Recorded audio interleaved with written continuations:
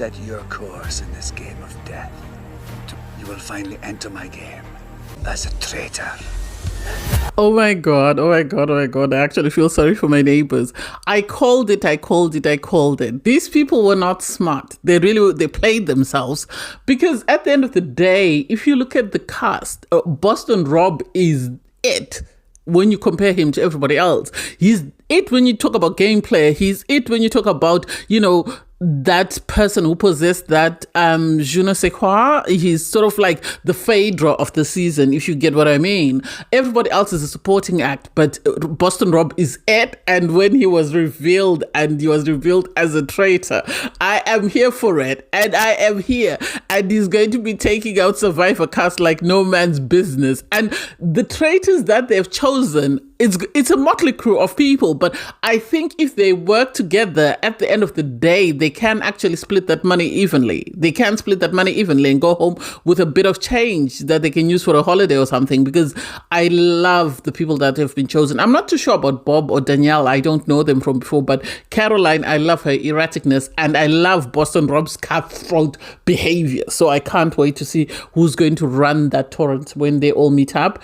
Hey there, thanks for stopping by. It's your girl Valerie. Welcome to my channel. If you're new here, don't forget to subscribe, click the like button, turn on the notification bell when I upload new videos, and definitely leave a comment. In this episode, I'll be reviewing the Traitors US, Season 3, Episode 1. When I heard that there was going to be a season 3 of The Traitors, I called it. I said they would never get a cast as amazing as season 2. Season 2 were well-known people, or maybe they're people who were on shows that I watched. This season, I barely know some of them. I'll say a couple and then we'll see how it goes. So the ones that I've managed to sort of get as the show starts is Dondra. She's from Real Housewives of New York. I don't know her. There's a Sam who they're saying is Britney's ex, and I don't know whether they mean Britney Spears or somebody else. There's Tony from Survivor. His face seems familiar. Brittany from Big Brother, I don't know her. Danielle from Big Brother, I don't know her. Bob from The Biggest Loser, I used to watch The Biggest Loser a lot. I used to love him. Jeremy from Survivor, his face seems familiar. Even Caroline from Survivor, her face seems familiar as well. Bob from RuPaul's Drag Race, I've never watched an episode, so I don't know who he is. There's Dylan, I assume is Zac Efron's brother, so he's there. There's Crushelle from Selling Sunset, I don't know her. But I definitely know Boston Rob. Because I've seen him on Survivor twice, and I've seen him on The Amazing Race, which are two shows that I watch a lot of. So I love this for them. I love this. Alan comes in on a horse, and he's going to make an entrance. This is who Alan is. So they have these people in these black cloaks that are standing there, and they're just sort of like pounding their sticks to the ground, sort of like chanting. And it was a bit eerie, but in an entertaining way. So Alan welcomes everybody and asks, the masked people to leave, and one person stays behind. I knew Boston Rob was going to be on this because I saw him in the trailer, and I was wondering, why is he not here? But obviously, he's the main attraction. Last year, we had, CT and Phaedra and company, but he is the main attraction. He is the GOAT of competitive games. And so I wish they'd brought him in last season with Phaedra. I wonder how that would have played out. I would have loved him to have been a traitor last season with Phaedra. I think they would have done amazing things, unlike the guy that they had last season. Anyway, Alan reveals that the rest of the participants, before a traitor's chosen, they have the opportunity to kick out someone that they don't like, or someone that they want to get rid of, by going and shaking Alan's hand and allowing Boston Rob to come in. And for me, if I were playing, I would want Boston Rob on my team. Whether he's going to be a traitor or a faithful, I know he's going to ride for me. Yes, he will stab me in the back at the end, but I think he would be like what CT did last season, whereby he and the other person from the challenge rode it to the very end and they won the prize money. So I would have wanted to choose Boston Rob. I would be running. You can see Caroline is itching to run up. So these people have time to sort of shake Alan's hand and they refuse. It's the audacity for me. It's the audacity you need Boston Rob on this show to make it entertaining. Tony, yeah, they've won Survivor, blah, Jeremy, but Boston Rob is it. He's the blueprint. He's the guy that you want to be. He's the guy who the guy from the traitor from last season wanted to be. I've actually forgotten his name. The guy from Big Brother. Anyway, everybody refuses to shake Alan's hand, even though Caroline was dying to do it. I think it was a gimmick. I think he was brought there just for the hype, and I think they're going to bring him back. There's no way they're going to not want Boston Rob on the show. There's no way. I think these people, Boston Rob might actually be made a traitor and betray, killing people in the darkness and people not knowing who he is. But I don't think, they would fly him all the way to Scotland just to send him back home. Anyway, we get to meet other cast member, Chriselle from Selling Sunset. I don't know who she is. Ayan from Real Housewives of Dubai. I only know her because she was trying to read Phaedra, and then Phaedra read her for filth at BravoCon. So that's how I know her. We have Wells, who's done Bachelor in Paradise. I have never watched the show. We have Gabby, she's the Bachelorette. We have Ivor, apparently he's the king's cousin. So I guess they've brought someone with that, posh, British accent to sort of replace John from last season. We'll see how well he performs. We have Nikki, she's from the WWF. I don't know who that is. And then we have Dolores. She's from Real Housewives of New York. I don't know who she is. I really don't. So everybody gets to sit down with Alan after they've met and they've mingled and whatever. That was just boring. And so they get to sit down with Alan to pitch themselves. Tony was lying to everyone to say he doesn't want to be a traitor, but we all know he'd rather be a traitor than anything else. So I'm not surprised at that. I think they should make traitors people who you're least likely to think are traitors. I believe that people like Danielle would make a good traitor. I wish they would bring Boston Rob only to be a traitor and people not know that he's actually a traitor or participating in the show outside of the traitors. So I wish they could make him the third traitor. So they pick two at the round table and then they keep Boston Rob and he doesn't mingle with anyone. He stays in the darkness until maybe the finale or thereabouts. That's what I would love, really. That would make it more entertaining. So everybody gathers around the round table because it's time for Alan to choose the traitors. Who do I think? I think it's going to be one person from Survivor. Definitely someone from Survivor is going to be picked. And who else? Everybody else doesn't make sense. I think it would be nice if they picked Ivo, the royal, the king's cousin, because nobody would expect him to be a traitor. So I would love him to be a traitor. From Survivor, who do I think? Jeremy, I don't think is a good player. As much as I love him, I don't think so. Even Tony, they've really disappointed me that they didn't decide, to save Boston Rob. I think they should make Caroline. That would make more sense. I think they would make Caroline because she's very erratic. So people wouldn't think she'd be made a traitor because they would think she'd reveal it. But I think they should make Caroline and hopefully she'll save the Survivor people. I've never watched Tom from Vanderpump Rules. I've never watched the show anyway, so it's going to be interesting to see what's going on with him. He was saying he doesn't want to be, a traitor. He wants to be a faithful. And it's like, oh, is he one of them faithfuls? Let's see how long that lasts. Anyway, they're sitting at the round table and Alan is going round in circles. I think I saw Christian sort of blindfold fall off and they must have had to tie it back up. It didn't, I don't know, maybe it was just me because it was very flitting. The editing tried to really snip that bit out, but you could see her blindfold falling off. Anyway, so the first person chosen is Danielle from Big Brother. Am I surprised? No. I think they want the drama. I think they want to see whether she's going to kill Brittany off since, they have that bad blood from Big Brother, and I can't wait to see that. Caroline, I'm so excited. I called it because I said she's very erratic, so she would make the best survivor for them to sort of use as a traitor because it's very difficult to know where she stands, whereas people like Tony or Jeremy I think would have been sniffed out by the rest of the participants, so that made sense. Bob though didn't make sense to me. I think they should have chosen Bob from Biggest Loser. I think he would have made the best traitor because no one would ever think that he was a traitor.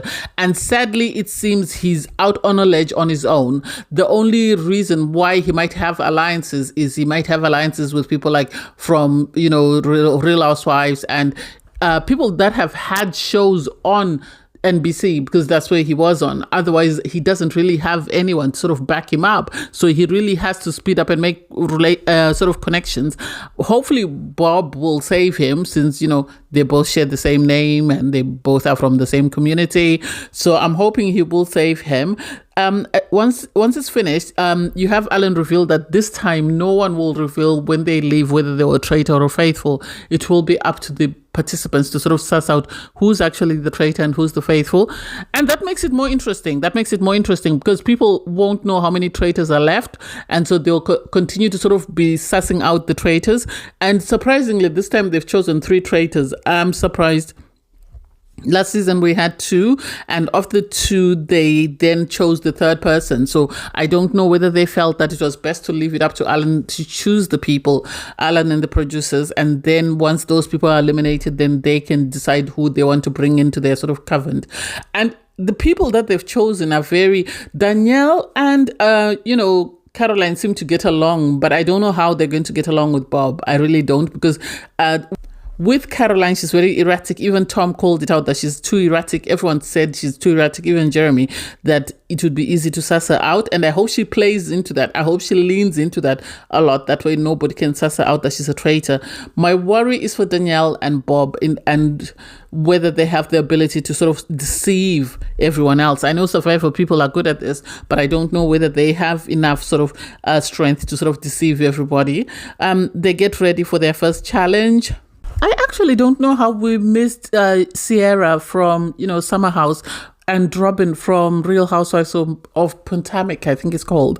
Anyway, they're also part of the crew.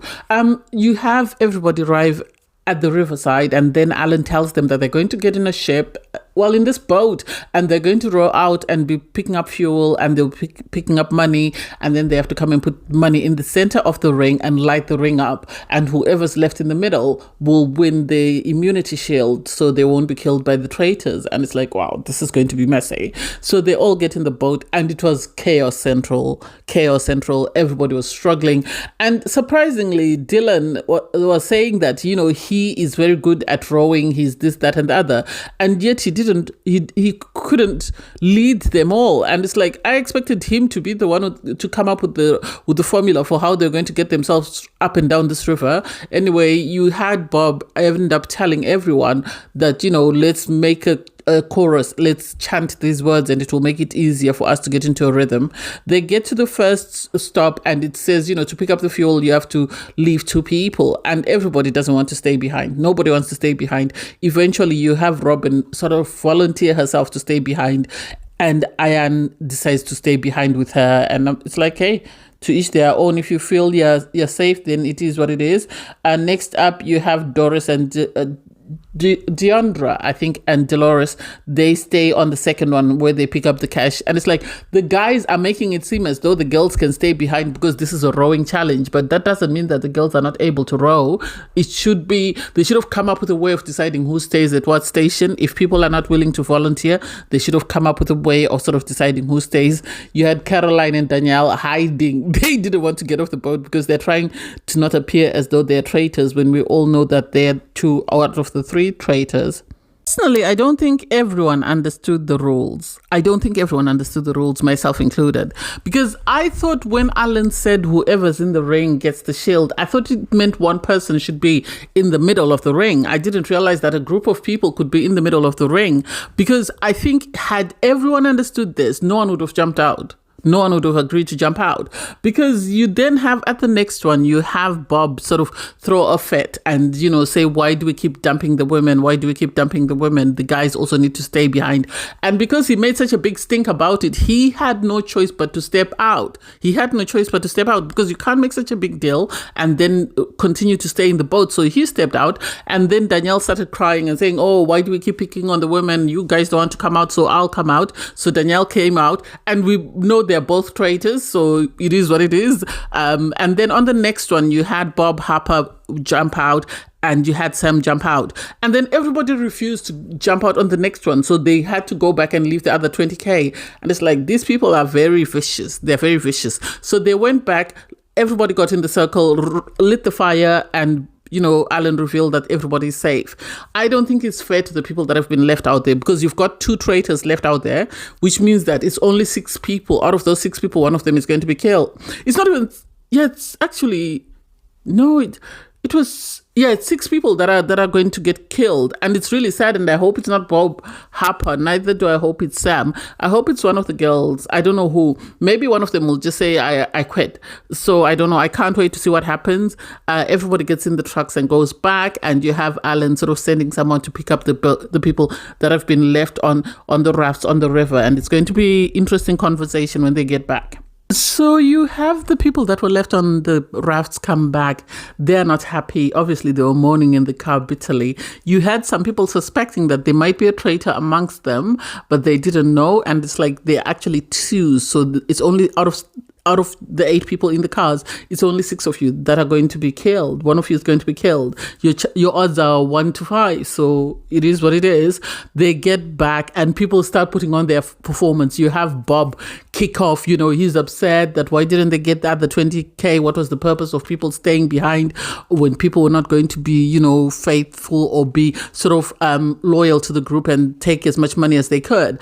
And it's good because it sort of sets you up as a faithful, and people sort of turn their gaze away from you. But this backfired on Dolores because you had people like Tom sort of saying, oh, and Ivor, they were saying, oh, she was the first person to jump off the boat, so she must be a traitor. And it's like, that's not always the case. They can't have a housewife be a traitor last season and have another housewife be a traitor this season. It doesn't make sense because Phaedra was it last season. So they can't have someone from the same sort of franchise being, a traitor every season, because then what's the point of everybody else coming out?